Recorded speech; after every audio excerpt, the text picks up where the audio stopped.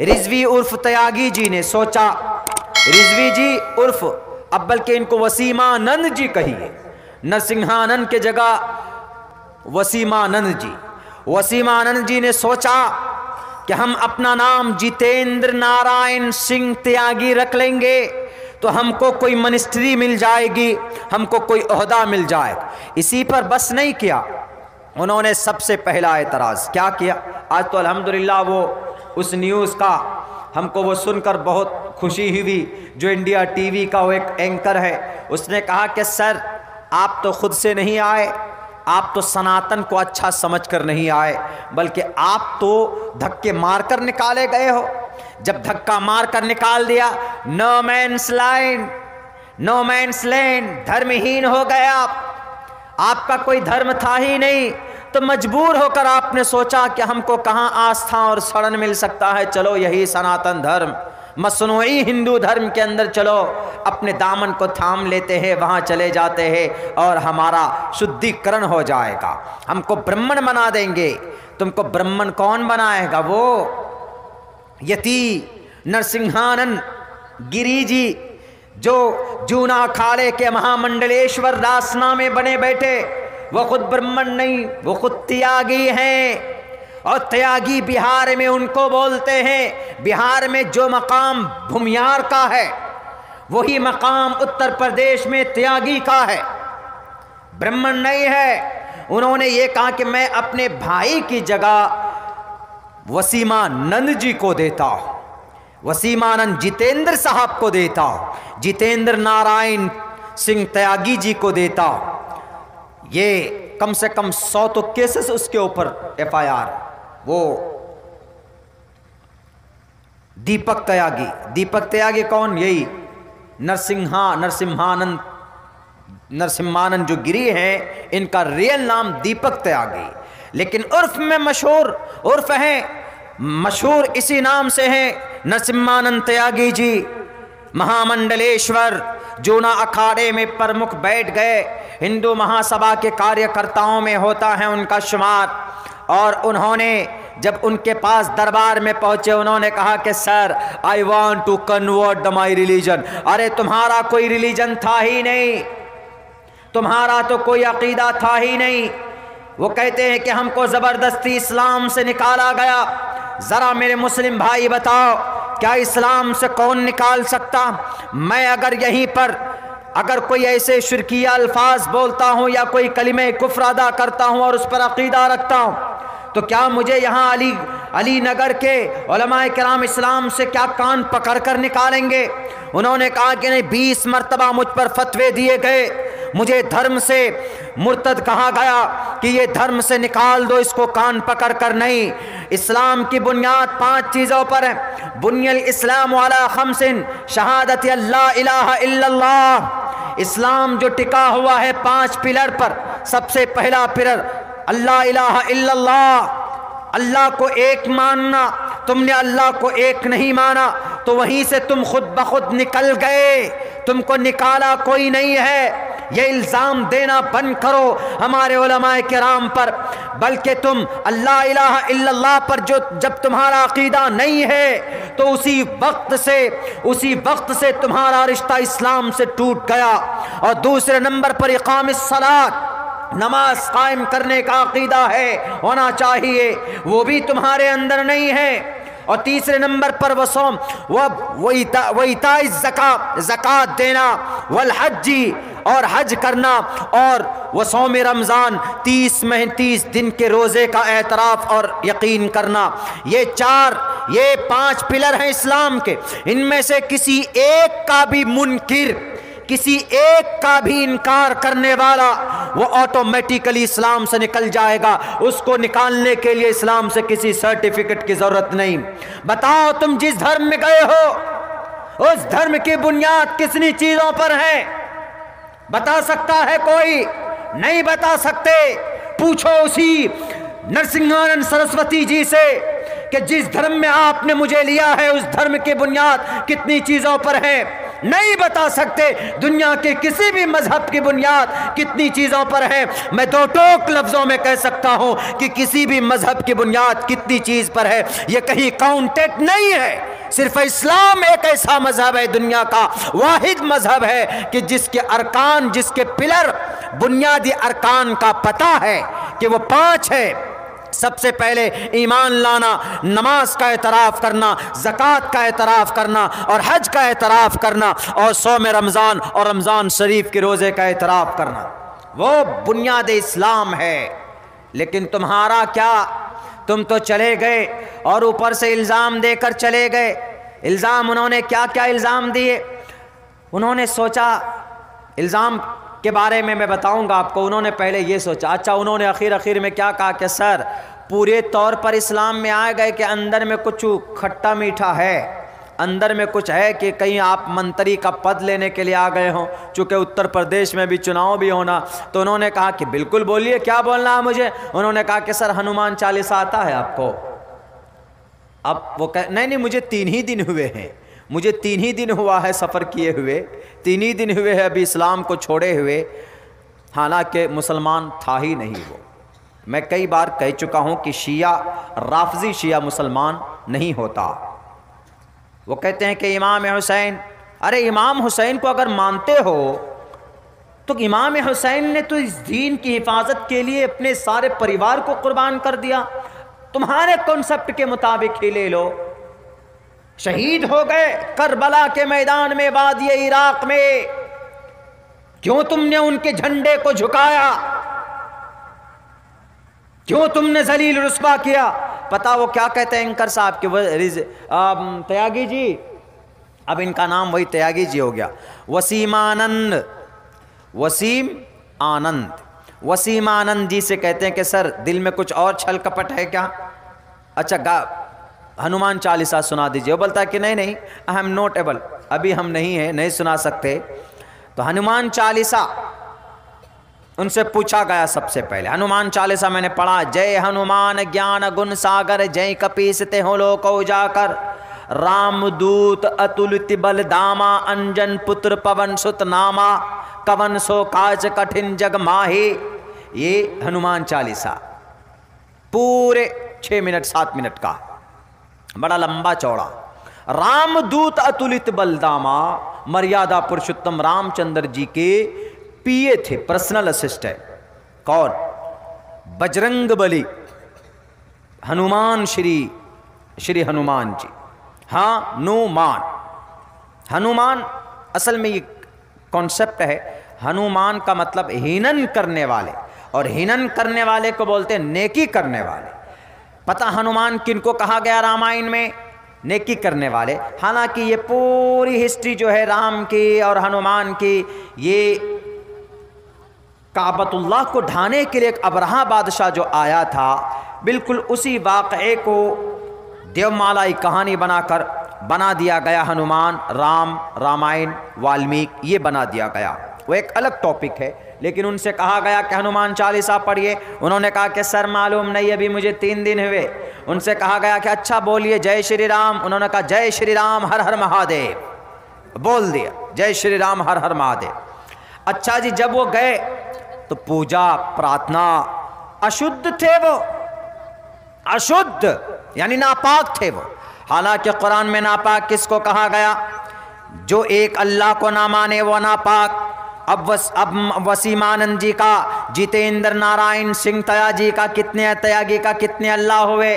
अब ब्रह्मन भी इनका अल्लाह हो गया, अब शिव जी भी इनके अल्लाह हो गए, विष्णु भी इनके अल्लाह हो गए, और बजरंग बली भी इनके अल्लाह हो गए, रामचंद्र जी भी इनके अल्लाह हो गए, हर हर महादेव भी इनके अल्लाह हो गए, देवी देवता भी इनके अल्लाह हो गए। जब इतने अल्लाह हो गए तो इतने अल्लाह वालों को मुशरिक कहा गया, और मुशरिक नापाक होते हैं। अब वो नापाक हुए हैं। इन्नमल मुशरिकून नजसुन फला यक़रबुल मस्जिदल हराम। अल्लाह का कुरान कहता है कि मुशरिक नापाक और नजिस है। ये मुसलमान, ये मुशरिक और ये काफिर पाक नहीं है अकॉर्डिंग टू द कुरान, चूँकि एक अल्लाह को नहीं मानते। जो एक अल्लाह को मानता है वो पाक होता है, जो एक ईश्वर के ऊपर आस्था रखता है वो पवित्र होता। अब तक तो वो पाक किसी न किसी दर्जे में होगा, लेकिन जो भी बची खुची जो भी चीज़ थी वो भी उन्होंने ख़त्म कर दी। अब चले गए जनाब, वहाँ पर बैठकर हवन किया गया, आहुति दी गई। आहुति और हवन देने के बाद उनका नाम रखा गया जितेंद्र नारायण सिंह त्यागी। त्यागी नाम रखा। उसी वक्त मुंह लटका हुआ था। लो सबका सब सत्यानाश हो गया। क्यों? वो ब्राह्मण बनना चाहते थे, ब्राह्मण नहीं बनाया गया। अब ज्यादा से ज्यादा वसीमानंद जी को राय बोल सकते हैं, उनको पंडित जी नहीं बोल सकते, क्योंकि पंडित जी उसी को बोल सकते जो प्योर ब्राह्मण होता है। अब वो क्या बन गए? राय जी बन गए, वसीमानंद जी। अब उनके बाद इंटरव्यू होता है। देखिए, उनके बाद अब वो सवाल एतराज़ करते हैं। उनके बाद अब जब सवाल होता है उनसे, तो पहला सवाल उनका क्या? अच्छा, ब्राह्मण होता कौन है? ब्राह्मण मनुस्मृति के तहत ब्राह्मण वो होता है ओम प्रकाश नारायण, हिंदी लैंग्वेज के सबसे बड़े प्रोफेसर। उन्होंने कहा कि ब्राह्मण, उन्होंने ये एक्सप्लेन किया, मनुस्मृति में लिखा ब्राह्मण वो शख्स होगा जिसके माँ ब्राह्मण हो और जिसका बाप ब्राह्मण हो, यानी माँ ब्राह्मण, माँ के कोख से पैदा होगा तो ही ब्राह्मण होगा। अलग से धर्म छोड़कर आ गए, ऊपर से पैराशूट पहनकर नाजिल हो गए, अवतरित हो गए, उनको ब्राह्मण नहीं कहा जाएगा। ब्राह्मण के लिए शर्त है मनुस्मृति के तहत, ओम प्रकाश नारायण की किताब पढ़िए। उनकी किताब जठ के अंदर ये बात लिखी।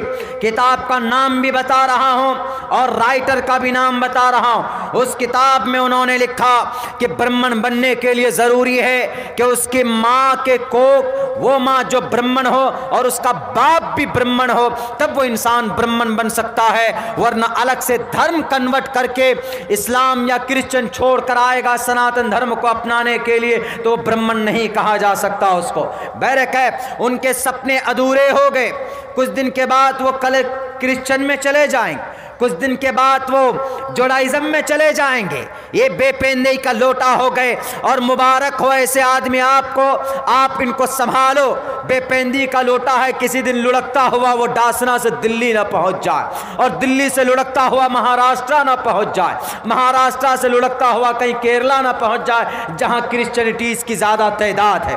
वहां पर जाकर वो कहेंगे, ओ माई Jesus, I will come, I came here, मैं यहाँ आया हूँ, प्लीज आप हमको वरदान दीजिए। ओ जीसस, ओ क्राइस्ट, ओ मैरी, हम पर कुछ कृपा कीजिए, हम पर कुछ रहम कीजिए। तब आएंगे वहाँ से आपके फादर, वो कहेंगे, ओ माई चाइल्ड, कहाँ भटक रहे थे? Where were you going around, कहाँ पर गोल गोल घूम रहे थे आप? इस्लाम से सफ़र करके आप आए सनातन में, सनातन से सफ़र करके आप जैन में, जैन से सफ़र करके आप जुडाइज़म में आए। अब आ जाओ, तुम सही जगह पर आए। कहाँ? जीसस को मानने के लिए आ गए। आओ तुम। Oh my child, God bless you, तुम पर अल्लाह की रहमत हो, तुम पर ईश्वर की कृपा हो। इस बेपेंदी लोटा को संभाल कर रखना। ये बेपहिए का, बिना उसका वो पीछे नहीं है, कुछ भी इधर उधर भटकते रहता। बैरकैफ। अब जब इंटरव्यू होता, अब देखिए उसके सवाल क्या करता है। सबसे पहले वो सवाल में लिख कर लाया, इस्लाम छोड़ा नहीं बल्कि हमको निकाला दिया गया, हमको निकाल दिया इस्लाम से। कौन निकाला? उसका नाम बताओ। हम जाते हैं कि जी रिजवी साहब को आपने निकाला। अल्लाह की मार है तुझ पर मलोन, निकाला नहीं, निकल गए हो। इस्लाम से निकाला नहीं जाता, इस्लाम से निकल जाता है। और जिस पर अल्लाह की कृपा और रहमत होती है, उसी को ये मजहब, उसी को ये दीन अल्लाह तबारक व तआला पैदाइशी तौर पर देते हैं और उस पर कायम रहता है। वो पैदा तो होता है कैपेसिटी ऑफ इस्लाम लेकर, लेकिन अल्लाह की कृपा होती है तो ऐसे घराने में वो बच्चा पैदा होता है कि मरते दम तक ईमान पर खात्मा होता है उसका। अल्लाह की ब्लेसिंग्स, अल्लाह की रहमत होती, वरना कुफरिया कलिमा कहने से कोई भी ऑटोमेटिकली आप अपने एतबार से निकल जाता।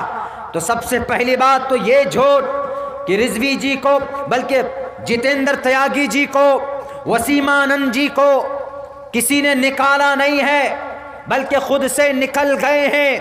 तुम्हारा ये इल्ज़ाम गलत, इस्लाम से निकाला, इस्लाम से निकल गए। अब तुम सैकड़ों 33 करोड़ देवी देवताओं की, शिवलिंग की जाकर पूजा करो, जाकर पटक पटक कर माथे से खून निकाल दो, तब देखो शिवलिंग की तुम पर कृपा होती कि नहीं होती।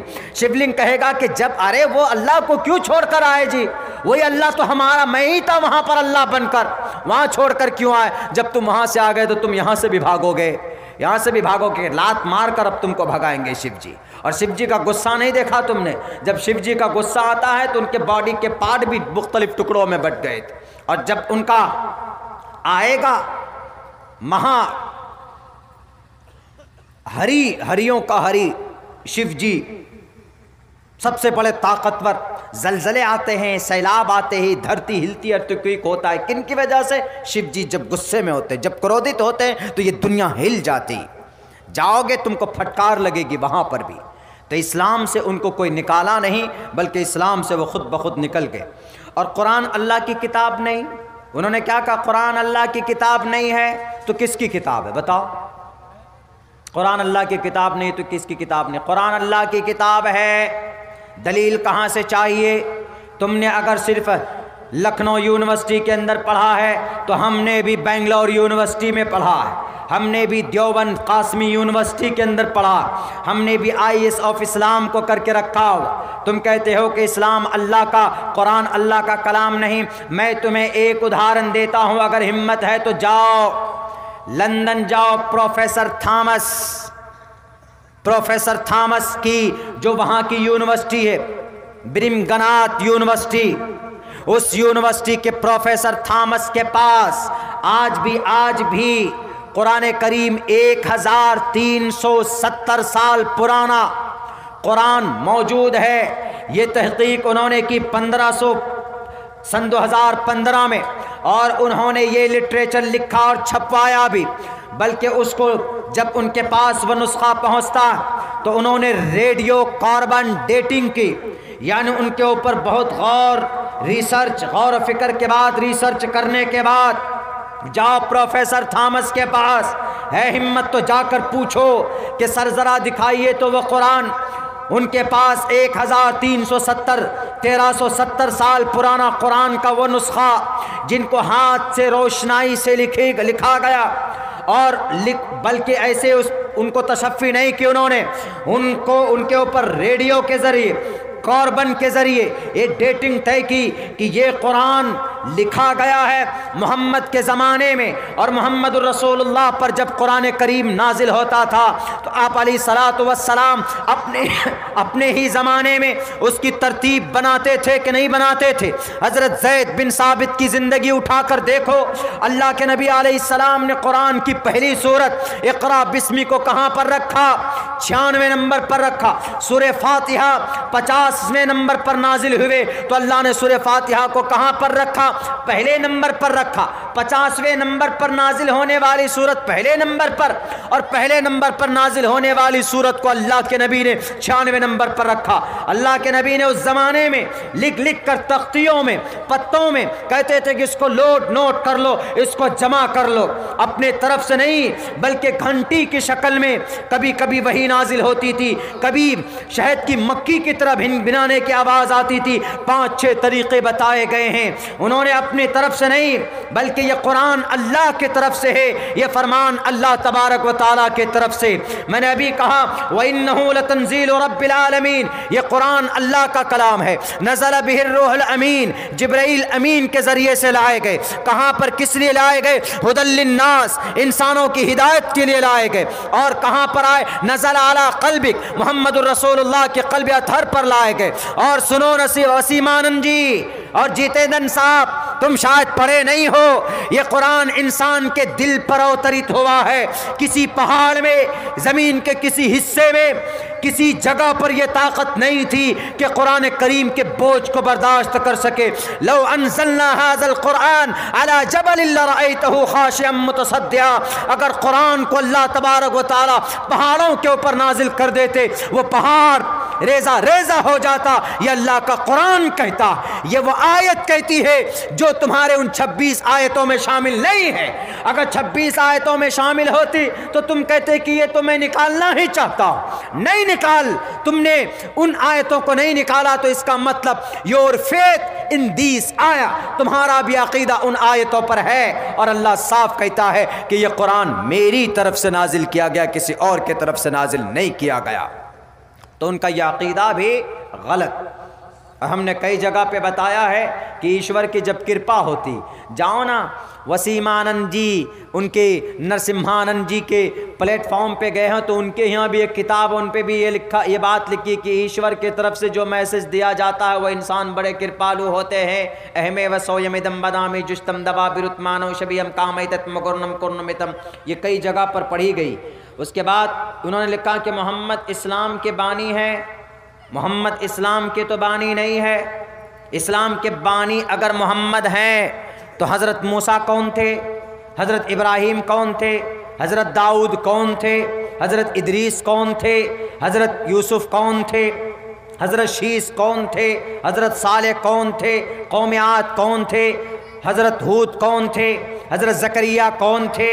अगर मोहम्मद इस्लाम के बानी हैं तो हज़रत आदम कौन थे, अनपढ़ गवार आदमी। You are a illiterate person, you are a बोड़म, बेवकूफ़ हो तुम जानते नहीं हो। अपने आप को बोलते हैं कि जनाब मैं फलां मैं फलां मैं फलां मैंने ये डिग्री की, मैंने ये डिग्री की। है हिम्मत तो जाओ पूछो प्रोफेसर थॉमस से, उसकी तहकीक गलत नहीं हो सकती। रेडियो कार्बन के ज़रिए से चेक किया कि चेक करो कि ये रोशनाई कब की। उन्होंने चेक किया तो उन्होंने कहा कि ये मोहम्मद के ज़माने में ये लिखी गई ये किताब है जिसके ऊपर ज़ेर ज़बर नहीं थे। हज्जाज बिन यूसुफ ने बाद में उसके ऊपर ज़ेर ज़बर लगाया गया, पहले बिना एराब के पढ़े जाते थे कुरान। अगर है तो तहकीक करो, अपने खुदाओं को खुश करने के लिए अनाप शनाप मत बको। इस्लाम के बानी मोहम्मद नहीं बल्कि इस्लाम के बानी हाँ मोहम्मद अलैहिस्सलाम 1450 साल पहले आए। जो शरीयत आ रही थी, यानी जो बेसिक अक़ीदा चला आ रहा था, उस अक़ीदे को आप अलैहिस्सलातु वस्सलाम उसके अंदर रिफ़ॉर्म किया। रिफ़ॉर्म मतलब संशोधन किया। संशोधन का मतलब तस्हीह की। अल्लाह की तरफ से पैगामात आए, चूँकि आखिर तक रहने वाला मज़हब था, तो अल्लाह के नबी अलैहिस्सलाम को कहा गया कि आपको इसमें रिफ़ॉर्म करना है। अक़ीदा वही है, सबका अक़ीदा वही है। आदम अलैहिस्सलाम का कलिमा वही था, ला इलाहा इल्लल्लाह आदम रसूलुल्लाह, ला इलाहा इल्लल्लाह मूसा रसूलुल्लाह, ला इलाहा इल्लल्लाह इब्राहीम रसूलुल्लाह, ला इलाहा इल्लल्लाह ईसा रसूलुल्लाह, ला इलाहा इल्लल्लाह दाऊद रसूलुल्लाह। यही चलता आ रहा था, यानी सब के सब का अक़ीदा यही था कि अल्लाह एक है। वही अक़ीदा इस्लाम का है। तो हमने कहा कि जब सबसे पुराना धर्म, पुराना इंसान, जब मुसलमान, तो इस्लाम भी सबसे पुराना। 1450 साल पहले वादिये रेगिस्तान में इस इस्लाम को, इस मज़हब को नहीं फैलाया गया। इस मज़हब को नहीं दो लोगों के सामने पेश किए गए, बल्कि आप अलैहिस्सलातु वस्सलाम ने वो अक़ीदा जो धुंधला पड़ गया था, लोग बुतों को पूजते थे, लोग शराब पीते थे, लोग अय्याशी करते थे। अल्लाह के नबी अलैहिस्सलातु वस्सलाम ने उनके अंदर तस्हीह की कोशिश की। आप अलैहिस्सलातु वस्सलाम ने उन लोगों को सुधारा, बताया। समाज में जो बुराइयाँ थी, जैसे आज बुराई, आज अगर अब्दुल्ला सालिम ये कहता है आपके इस मंच से कि नौजवानों शराब मत पियो, अगर आप, आज मैं ये कहता हूँ, आपके मुकर्रिर और आपके वक्ता लोग ये कहते हैं कि ए मुसलमानों सुन्नत पर अमल करो, ए मुसलमानों बहन बेटी को पर्दे में ले आओ, ए मुसलमानों झूठ मत बोलो, ए मुसलमानों तजस्सुस मत करो, ए मुसलमानों एक दूसरे का खून मत बहाओ, ए मुसलमानों किसी की ज़मीन मत हड़पो, तो इसका ये मतलब नहीं कि ये नया दीन है। दीन वही है, लेकिन उस पर अमल नहीं होता था। तो आज हम ये ट्राई करते हैं कि तमाम के तमाम मुसलमान उस पर अमल करने वाले बन जाए। इस्लाम अलग नहीं है, उन्होंने कहा कि हम आए सनातन धर्म में, जो दुनिया का सबसे बेहतरीन मजहब सनातन नहीं है। तुम्हारे इस सनातन को मैं इस्लाम साबित कर सकता हूं। वसीमानंद जी, यति नरसिम्हानंद गिरी जी उर्फ दीपक त्यागी जी, आओ मैदान में। तुम्हारे सनातन का दूसरा नाम शाश्वत है श्रीमद् भगवत गीता में, और शाश्वत कहा गया कि जो कंटिन्यू आसमान से जमीन पर आने वाला हो उस मजहब को शाश्वत कहा जाता है। बताओ, हजरत आदम से लेकर मोहम्मद तक हमेशा कंटिन्यू मुस्तकिल कौन से मजहब का मैसेजेस आया? हजरत दाऊद के ऊपर मैसेज आया, वही लेकर जिब्राइल आते रहे। हजरत इब्राहिम पर वही लेकर आते रहे। हजरत नूह पर वही लेकर आते रहे। हजरत सुलेमान पर वही लेकर आते रहे। हजरत मूसा पर वही लेकर आते रहे। हजरत ईसा के ऊपर वही आती रही। तो बताओ, हमेशा कंटिन्यू। ये तारीख बताएगी, पूरी दुनिया की तारीख आप बताएगी कि शाश्वत हमेशा से आने वाला धर्म, हमेशा से आने वाला धर्म इस्लाम ही है, कोई दूसरा मजहब नहीं। इसी को संस्कृत में कहा गया क्या? शाश्वत। शाश्वत अल्फाज बदल गए तो संस्कृत की वजह से आपने अपना लिया कि संस्कृत है, तो अपनाओ, अच्छी बात है। हम तो कहते हैं कि भाई आप कलिमा भी अपने उसमें पढ़ो, एकम्म ब्रह्म द्वितीयो नास्ते पढ़ो, कोई एतराज़ नहीं, हम मना भी नहीं कहेंगे। आप सूरह फातिहा भी ब्रह्मा गायत्री मंत्र में पढ़ो, ओम भूर्भुवः स्वः तत्सवितुर्वरेण्यं भर्गो दिशि, हम उस पर भी एतराज़ नहीं करेंगे। आप पढ़ो अलिफ लाम मीम को, आप हनुमान चालीसा बना करके पढ़ो कि जय हनुमान ज्ञान गुण सागर, जय कपीस ते हो लोक उजागर, रामदूत अतुलित बलदामा, अंजन पुत्र पवन सुतनामा। पढ़ो, हम मना नहीं करेंगे। हम कहेंगे कठिन सो काज कठिन जग माही, हम तो इतना कहेंगे। आखिर में वो जो हिंदी का भशुंड काक का तर्जमा करते हुए वैद व्यास जी ने कहा, यहाँ ना पक्ष बातें कुछ राखों, वैद पुराण संत मत भाको, तबलक जो सुंदरम चाहे कोई, बिना मोहम्मद पार न कोई। कुछ भी अकीदा रखो, लेकिन जब तक मोहम्मद के प्लेटफॉर्म पर नहीं आओगे तो दाल नहीं गलेगी। वसीमानंद जी, इस्लाम के बानी मोहम्मद नहीं है, मोहम्मद तो आखिरी नबी है, इस्लाम की आखिरी शरीयत के ऊपर मोहर लगाने वाला। इस्लाम आतंकी गुट का नाम, कितना बड़ा एतराज़। इस्लाम आतंकी गुट का नाम है, और यह कुरान अल्लाह का कलाम नहीं। अब तो ये भी बोल दिया उन्होंने, अब एक दो रोज से भी बोलना शुरू कर दिए। उन्होंने एक एतराज़ किया कि इस्लाम आतंकी गुट का नाम है। नोट कीजिएगा, मेरी इन तकरीरों को ज़ाय नहीं होने दीजिएगा। बहुत खून पसीना एक करके, रिसर्च करके, तहकीक करके मैं आता हूँ और आपके सामने रखता हूँ। इस्लाम आतंकी गुट का नाम। वसीम रिजवी, तुमको मालूम है कि इस्लाम को आतंकवाद से कब जोड़ा गया? 9/11 के बाद सबसे पहले अमेरिका में वो जो हवाई जहाज़ से पेंटागन उस हाउस में जो हमला हुआ था, उस हमले के बाद इस्लाम को आतंकवाद से जोड़ा गया। किसने जोड़ा? अमेरिकन मीडिया ने जोड़ा था। उससे पहले टेररिज्म को इस्लाम से नहीं जोड़ा गया था। पेंटागन पर वाशिंगटन अमेरिका के उस बड़े शहर, बड़ी बिल्डिंग में हमले के बाद, और किसकी साजिश के तहत हुआ? इस्लाम अगर आतंकी गुट का नाम होता तो डॉक्टर राम पुनियानी की रिपोर्ट पढ़िए। डॉक्टर राम पुनियानी कहते हैं कि इस्लाम अगर आतंकी मजहब का नाम होता तो सबसे ज़्यादा मुसलमान कहाँ पाए जाते? सबसे ज़्यादा मुसलमान इंडोनेशिया में। तो इंडोनेशिया में सबसे ज़्यादा आतंकवाद होते, लेकिन नहीं है। उसके बाद बांग्लादेश में बहुत सारे मुसलमान हैं, तो बांग्लादेश में क्या आतंकवाद हैं? उसके बाद देख लीजिए आप, और